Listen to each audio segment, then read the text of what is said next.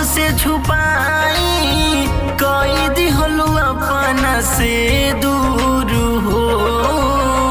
लोरावा बहाई सबसे छुपाई कई दिहलु अपना से दूर हो। काहे खातिर सपना देखवलु रानी कई दिहलु अपना से दूर हो। काहे खातिर सपना देखवलु रानी कई दिहलु अपना से दूर हो।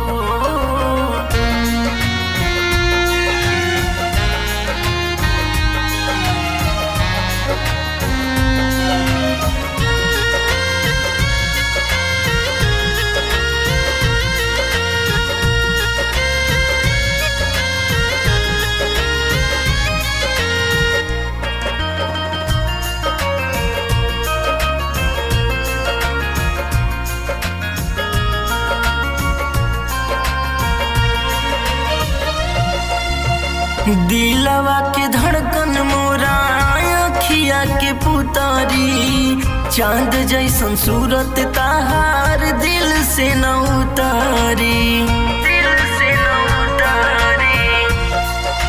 हाँ हाँ हाँ हाँ कहत रहू ताहरा के हम ना भुलाइब। ताहरा के देखब नहीं हम मर जाइब। कैले बारू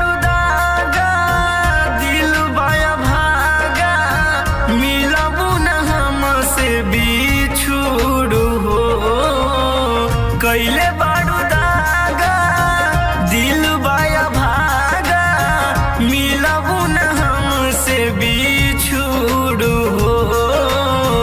काहे खातिर सपना देखवलु रानी कई दिहल सपना के चूर हो।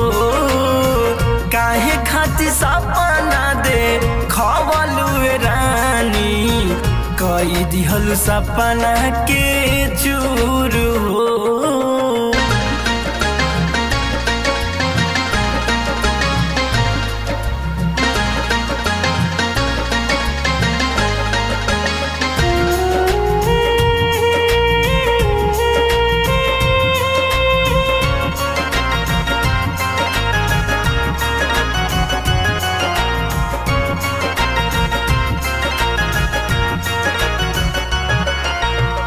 प्यार है अधूरा पूरा होला ना दीवाना के।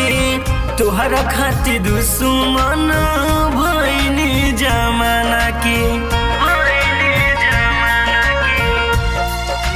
हाँ हाँ हाँ हाँ गुलशन राव अब सहाय ना जुदाई। खाई के माहूर सर्वेश दीपक मर जाई। रहे विश्वास कैले बाडू घाट दूसरा के संगे गैलू हो। रहे विश्वास कैले बाडू घाट दूसरा के संगे गैलू हो। काहे खातिर सपना देखवलु रानी कई दिहल सपना के चूर हो।